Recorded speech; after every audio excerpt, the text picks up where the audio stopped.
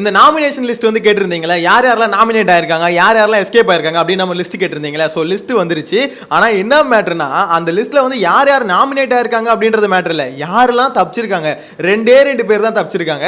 So அந்த 2 பேர்ல ஒருத்தவங்களுக்கு பார்த்தீங்கன்னா பயங்கர லக்கு. அதாவது அவங்களாம் எப்படா எவிக்ட் ஆவாங்க அப்படின்னு நினைச்சிட்டு இருந்திருப்போம். ஆனால் அந்த ஒரு நபர் வந்து பார்த்தீங்கன்னா தொடர்ந்து தப்பிச்சுக்கிட்டே இருக்காங்க அப்படின்ற மாதிரி தான் சொல்லணும். கிட்டத்தட்ட 13 பேர் நாமினேஷன்ல வந்திருக்காங்க. 2 பேர் மட்டும் மிஸ் ஆயிருக்காங்க. எஃப்ஜே வந்து கேப்டன், அவனை விட்டு தள்ளுங்க.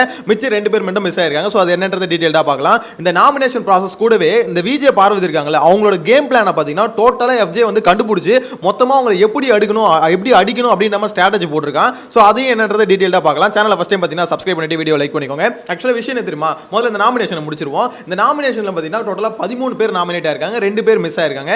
ஸோ அந்த 2 பேர்ல ஒருத்தவங்க யாருன்னு பார்த்தீங்கன்னா அரோரா. என்னடா அப்படின்ற மாதிரி கேட்டிங்கன்னா, எஸ், அரோரா வந்து பார்த்தீங்கன்னா நாமினேஷனில் வரல. எனக்கு அதை பார்க்கும்போது ஏமா அரோரா யாருமா நீனு, ஆக்சுவலாக முதல் பார்த்தீங்கன்னா ஒரு 4-5 வாரம் வந்து நீ இருக்கிறதே தெரியல, எப்படி எஸ்கேப் பண்ணனே தெரியல. அதுக்கடுத்து பார்த்தோன்னா ஓகே, போன வாரம் வந்து ஓரளவுக்கு நல்லா பேசனே வச்சேன், இருந்தாலும் நாமினேஷன் இந்த வாரம் வருவேன்னு பார்த்தா இந்த வாரமும் எஸ்கேப் ஆயிட்டாங்க. அரோராக்கெல்லாம் பார்த்தீங்கன்னா பயங்கரமான லக்கு. என்ன அரோரா சப்ஸ்கிரைபர்ஸ்க்கு தான் பயங்கரமாக வருத்தமாக இருக்கும் அப்படின்ற மாதிரி சொல்ல தோணுது. எனிவேஸ், அரோரா வந்து பார்த்தீங்கன்னா நாமினேஷன் வரல. இன்னொரு ஆள் யார் தெரியுமா, பொய்யானா நடிப்பு அரக்கி மீஷோ ஆசினி அப்படின்ற மாதிரி எத்தனை பேர் தான் உங்களுக்கு இருக்குன்னே தெரியலங்க, அவ்வளோ பேர் இருக்கு. ஸோ வியானாவும் பார்த்தீங்கன்னா நாமினேஷன் வரல. என்னடா நடக்குது, என்ன நடந்தது அதுதான் எனக்கு புரியல. ஏன்னா ஓப்பன் நாமினேஷன் வச்சாங்களா இல்லை எப்படி க்ளோஸ் நாமினேஷன் தான் வச்சாங்களா அப்படின்னு புரியல. ஏன்னா ஓப்பன் நாமினேஷன் வச்சிருந்து இந்த 2 பேர் வியானாவும் அரோராவும் மிஸ் ஆயிருக்க வாய்ப்பு இல்லை அப்படின்னு நான் கெஸ் பண்றேன். இன்கேஸ் அப்படி ஓப்பன் நாமினேஷன் வச்சு மிஸ் ஆயிருந்தாங்கன்னா விஜய் சேதுபதி இந்த வாரம் வந்து ரிவீட் அடிச்சிருவாரு. எனக்கு தெரிஞ்சு க்ளோஸ் நாமினேஷன் தான் நினைக்கிறேன். ஸோ இதில் வந்து பார்த்தீங்கன்னா மொத்தமாக 13 பேர் வந்துட்டாங்க. இந்த 2 பீஸுக்கு மட்டும் மிஸ் ஆயிடுச்சு. என்ன பொறுத்த வரைக்கும் வியானா தப்பிச்சது கொஞ்சம் அப்செட்டுங்க. ஏன்னா அரோரா வந்து கூட போவாங்களா என்னன்னு தெரியல. மேபி வியானா வந்திருந்தா போறதுக்கு கூட வாய்ப்பு இருக்கு அப்படின்ற மாதிரி தான் இருக்கு. ஏன்னா வியானாவுக்கும் பார்த்தீங்கன்னா லாஸ்ட் வீக்கே ஓட்டு இல்லை சுத்தமா. ஸோ வியானோட ஓட்டுகள் ரொம்ப ரொம்ப கம்மியாக தான் இருந்தது. ஆனால் கடைசியில் வேற வழி இல்லாம தான் பார்த்தீங்கன்னா இந்த ஓட் பேசிஸில் வந்து இவங்க எடுக்கவே இல்லை. ஓட்டு அப்படியே தள்ளி விட்டாங்க. ஓட்டிங்லாம் கவுண்ட் பண்ணாதீங்க, எனக்கு தேவை இந்த வாரம் திவாகர் எடுக்கணும் அப்படின்ற மாதிரி சேனல் சைடில் முடிவு பண்ணி தான் திவாகரை தூக்குனாங்க. ஏன்னா ஒரு பக்கம் ஸ்ட்ரைக்கு, ஒரு பக்கம் போராட்டங்கள் அப்படிலாம் வெடிக்குது இந்த ஷோ பற்றி ஆல்ரெடி. இதில் இருந்தாலும் உள்ளுக்குள்ளே பேசுகிற வார்த்தைகள்லாம் கொஞ்சம் கலவரமாக ஏதாவது போயிட போகுது, ஷோ மேலே இன்னும் ஒரு கெட்ட பேர் வந்துட போகுது, எங்கள் பிக் பாஸ் செட்டு அடிச்சு உடச்சிட போகிறானுங்க அப்படின்ற ஒரு பயத்தில் தான் பார்த்தீங்கன்னா திவாகரை தூக்கி போட்டாங்க.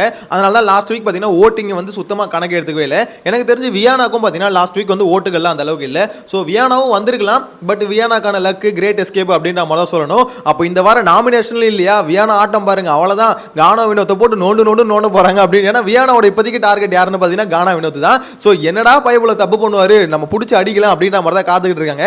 அது மட்டும் இல்லாம கானா வினோத் வந்து பாத்தீங்கன்னா பார்வதி மேல ஃபோக்கஸ் திருப்பி இருக்காரு. அந்த பொண்ணு எதனா பேசினா இரிட்டேட் பண்ணுது அப்படின்ற மாதிரி. சோ அதுக்கு தான் பாத்தீங்கன்னா எஃப்ஜே வந்து ஒரு எக்ஸ்பிளனேஷன் கொடுக்குறான். பார்வதியோட கேம் பிளான் இதுதான், இவ்வளவுதான். அவளை நீ இப்படி தான் ஹேண்டில் பண்ணணும், அவகிட்ட நீ வார்த்தையை விட்டனா நீ காலி ஆயிடுவ, அவ வந்து உன் வார்த்தையை வச்சு தான் உன்னை திருப்பி அடிப்பா அப்படின்ற மாதிரி ஒரு மேட்டர் சொல்றாப்ல எஃப்ஜே கானா வினோத் கிட்ட. இன்னொரு மேட்டர் ஒன்று சொல்றாரு. இந்த மாதிரி வந்து பார்வதியோட கேம் பிளான் என்ன தெரியுமா, அவ வந்து பாத்தீங்கன்னா ஒரு விஷயம் பேச சண்டை போடுவா, அந்த சமயத்தில் என்ன பண்ணணும், பேச்சே கொடுக்க கூடாது. ஓகே அப்படின்னு நம்ம சொல்லிட்டு போயிட்டு வச்சுக்கோ, அவளுக்கு பேசவே மாட்டா, பேச தெரியாது. நீ ஆனா பேச ஆரம்பிச்சிட்டனா அவன் நிறுத்த மாட்டா, அதுக்கப்புறம் பேசிக்கிட்டே இருப்பா. இன்னொன்னு பார்வதியை அடிக்கிறதுக்கு இன்னொரு விஷயம் நம்மளுக்கு ஹெல்ப் பண்ண போறது என்னன்னா திவாகர் என்ற ஒருத்தர் வந்து பாத்தீங்கன்னா வீட்டுக்குள்ள இல்ல, வாட்டர்மெலன் ஸ்டார் இல்ல. ஏன்னா எப்ப பார்த்தாலும் யாருக்கிட்டையாவது சண்டை போடுறது, திருப்பி வந்து திவாகர் கிட்ட போயிட்டு ஆனா இவனுங்க எப்பவுமே இப்படிதானே, இவ்வளவுதானே, இதானே இவனுங்களுக்கு தெரியும் அப்படின்ற மாதிரி அவங்க போய் புலம்புவா. அங்க போய் பாத்தீங்கன்னா வன்மத்தை கொட்டுவா. இப்போ அந்த வன்மத்தை கொட்டுறதுக்கு ஆள் எங்க இருக்கா அப்படின்ற மாதிரி கேள்வி கேட்கிறாப்ல. அது சரியானு கேட்டீங்கன்னா எஸ், ஆமா அப்படிதான். ஏன்னா பார்வதியோட ஒரு கை பார்த்தீங்கன்னா கிட்டத்தட்ட துண்டான மாதிரி தான் இப்போ திவாகர் இல்லாதது. ஏன்னா என்ன நடந்தாலும் எது நடந்தாலும் போயிட்டு பார்வதி எல்லாமே ஒரு ஆள்கிட்ட தான் கொட்டுவாங்க, அது திவாகர் தான். ஸோ அப்படிப்பட்ட திவாகர் வந்து இல்லாதது எனக்கு தெரிஞ்சு பார்வதிக்கு பெரிய லாஸ் அப்படின்ற மாதிரி தான் நான் நினைக்கிறேன். அதாவது லாஸ்ட் மீன்ஸ் என்ன சொன்னா, அவங்களோட புலம்பல்களை வந்து அந்த மனுஷன் பார்த்தீங்கன்னா எப்படி சொல்ற, அவரை பற்றி திட்டினா மட்டும்தான் கேட்பாரே தவிர, அதை பார்வதி எதிர்த்து பேசுவாரே தவிர, மற்றபடி யாரை பற்றி திட்டினாலும் அவர் பாட்டுன்னு பக்கத்தில் போண்டா சாப்பிட்டுக்கிட்டு நிம்மதியாக கேட்டுக்கிட்டே இருப்பாரு, தலையாட்டிக்கிட்டே இருப்பாரு.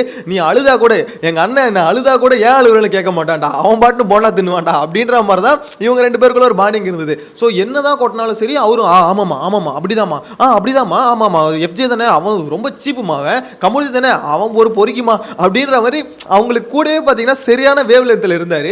சோ இப்போ அவர் இல்லாதது வந்து பாத்தீங்கன்னா பார்வதிக்கு பயங்கரமான லாஸ். பார்வதி வந்து இப்போ கொட்டுறதுக்கு புலம்புறதுக்கு கேட்கறதுக்கு ஆள் இல்ல.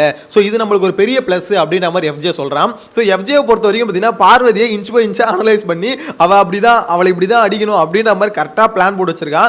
இந்த வாரம் கேப்டன் வேற இல்ல, சோ பயங்கரமா யோசிச்சிருப்பான். அவனை பொறுத்த வரைக்கும் இப்போ நம்ம ஹேண்டில் பண்ண வேண்டியது ரொம்ப முக்கியமான ஆள் பார்வதி தான். பார்வதி எப்படி நம்ம ஹேண்டில் பண்ணணும் அப்படின்ற மாதிரி தான் பிளான் போட்டு ஒவ்வொரு பிளானா பாத்தீங்கன்னா அவன் யோசிச்சது பார்வதி பத்தி என்ன யோசிச்சானோ, அவரோட ஸ்ட்ராட்டஜி என்னவோ அதை வந்து கானா வினோத்துக்கு எக்ஸ்பிளைன் பண்ணுறான். கானா வினோத் பார்த்தீங்கன்னா ஓகே இதெல்லாம் கேட்குறாரு. கேட்டுட்டு அதுக்குன்னு பார்வதி பேசும்போது நான் அப்படிப்பா அமைதியாக இருக்க முடியும், நான் பேசக்கூடாதா அப்படின்னு. நம்ம இல்லை நீ எதுக்கு பேசுகிற, ஒரு 2 நிமிஷம் நீ அமைதியாக இருந்து தான் பாரு, நீ எதுக்கு பேசிக்கணும், அவகிட்ட நீ எதுக்கு பேசுகிற, சண்டை போடுற சிலம உனக்கு ஒரு விஷயம் பண்ணுறா, நீ கேட்காம ஒரு 2 நிமிஷம் அமைதியாக இருந்தாலே அவளே போயிடுவா. ஆனால் கானா வினோத்துக்கு அது புரியல, எஃப்ஜே என்ன மேட்டர் சொல்ல வர்றாருன்னு புரியல. அதாவது நீ அவகிட்ட சண்டைன்னு இறங்கிட்டா அவன் நிறுத்த மாட்டா அப்படின்றத எஃப்ஜே சொல்கிறாரு. கானா வினோத் வந்து அது எப்படிப்பா கேட்காம இருக்க முடியும் அப்படின்றாரு. அப்போ போய் வாங்கி கட்டிக்கோ அப்படின்ற மாதிரி சொல்ல தோணுது. ஏன்னா அவன் சொல்கிறதுல ஒரு பாயிண்ட் இருக்குது. பார்வதியை பொறுத்த வரைக்கும் ஒன்ஸ் நீங்கள் ஆரம்பிச்சுன்னு வச்சுக்கோங்களேன் சண்டையை, அந்த சண்டை வந்து கிட்டத்தட்ட எத்தனை மணி நேரம் போனாலும் அந்த ஸ்டாமினா வந்து பார்த்தீங்கன்னா பார்வதி கிட்ட இருக்கு. உண்மையிலே நான் யார்கிட்டையும் இவ்வளோ பார்த்தது இல்லைங்க. அதாவது காலையில் சண்டை போட ஆரம்பிப்பாங்க, ஒருத்தர் அடிச்சுக்கிட்டே வருவாங்க. அமித் கூட ஒரு சண்டை வரும், திடீர்னு பார்த்தா சபரி கூட ஒரு சண்டை வரும், அப்புறம் பார்த்தீங்கன்னா கானா வினோத்தோட சண்டை வரும், எஃப்ஜே கூட சண்டை வரும், எல்லாரும் கூடயும் சண்டை போடுவாங்க. ஒரு ஆள் சுற்றி அப்படி எப்படி சொல்றது, அந்த அளவுக்கு பார்த்தீங்கன்னா எனர்ஜி எங்கே இருக்குன்னு எனக்கு நம்மளாம் யோசிக்க முடியாது. ஆக்சுவலாக இந்த அளவுக்கு நம்ம சண்டை போடுவோமா, அப்போ வாய் வலிக்குமா வலிக்காதா, எப்படா இவ்வளோ கத்திக்கிட்டே இருக்காங்க ஒரு நாள் ஃபுல்லாக அப்படின்னு நம்மளால யோசிப்போம்ல. ஆனால் பார்வதி அப்படி இல்லைங்க, காலையிலேருந்து நைட்டு வரைக்கும் நம்ம வந்து பார்த்தீங்கன்னா இத்தனை லைவ்ல பார்க்கறதே எப்படின்னா அப்போ எவ்வளோ நேரம் பேசுவாங்கன்னு யோசிச்சு பாருங்க, எப்படி வந்து கத்துவாங்கன்னு யோசிச்சு பாருங்க. ஸோ அந்த அளவுக்கு வீட்டுக்குள்ளே இருக்கவங்களே ஆச்சரியப்படுறது என்னன்னா இவ்வளோ மாதிரி எப்படி உனக்கு எவ்வளோ எனர்ஜி இருக்கு. கமருதீன் கூட ஒரு இடத்துல ஒரு நாள் பேசியிருப்பான், ஏமா பார்வதி என்னால் முடியல, நீ மட்டும் எப்படி இவ்வளோ எனர்ஜியாக இருக்கு அப்படின்ற மாதிரி. ஏன்னா அந்த அளவுக்கு பார்த்தீங்கன்னா பொட்டன்ஷியல் வந்து பார்வதி கிட்ட இருக்கு. நீ சும்மா சண்டை போட்டு ஏதோ 1 ஹவரில் முடிஞ்சிடும்னு நினைக்காத, அது வந்து பார்த்தீங்கன்னா ஒரு நாள் ஃபுல்லாக கூட வலிக்கும். அந்த அளவுக்கு கேப்பபிலிட்டி பார்வதிக்கிட்டு. அதை தான் பார்த்தீங்கன்னா எக்ஸ்பிளைன் பண்ணுறான். இந்த மாதிரி கானா வினோத்னா நீ இதெல்லாம் பார்த்து கொஞ்சம் கரெக்டாக இருந்துக்கோ, இவகிட்ட வாயை கொடுக்காத, வாயை கொடுத்தனா வாயை புண்ணாயிடும் பார்த்துக்கோ அப்படின்ற மாதிரி சொல்கிறாப்புல. கானா வினோத்துக்கு புரிஞ்ச மாதிரி தான் இருக்குது. ஆனால் இருந்தாலும் அவரெல்லாம் கண்ட்ரோல் பண்ணு. கானா வினோத்தை பொறுத்த வரைக்கும் அவரோட எமோஷன்ஸை டக்குன்னு கொட்டிடுறாரு, அதுதான் அவரோட கேரக்டர்.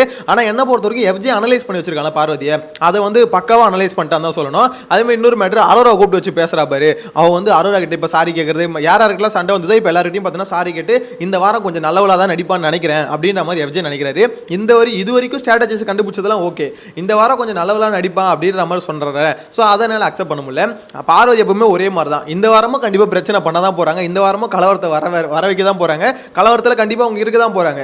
அவங்க வந்து அடி வாங்கிட்டு ஒரு வாரம் அமைதியாக வர கேரக்டர் பார்வதி கிடையாது. ஏன்னா இத்தனை வாரமாக நம்ம பார்த்துட்டோம், எந்த வாரமும் பார்வதி அடி வாங்கிட்டாங்க. அதனால விஜய் சேதுபதி, அதுவும் எஃப்ஜே சொல்கிறார், விஜய் சேதுபதி போட்டு பொழந்துட்டாரு, ஸோ கண்டிப்பாக இந்த வாரம் கொஞ்சம் அமைதியாக இருப்பாங்க அப்படின்ற மாதிரி எஃப்ஜே சொல்கிறாரு. அதுக்கு வாய்ப்பு இல்லை அப்படின்ற மாதிரி நான் நினைக்கிறேன். நீங்கள் என்ன நினைக்கிறீங்க? பார்வதி இல்லை ப்ரோ இந்த வாரம் கொஞ்சம் சட்டிலாக கொஞ்சம் அடக்கி தான் ப்ளே பண்ணுவாங்க அப்படின்னு நினைக்கிறீங்களா?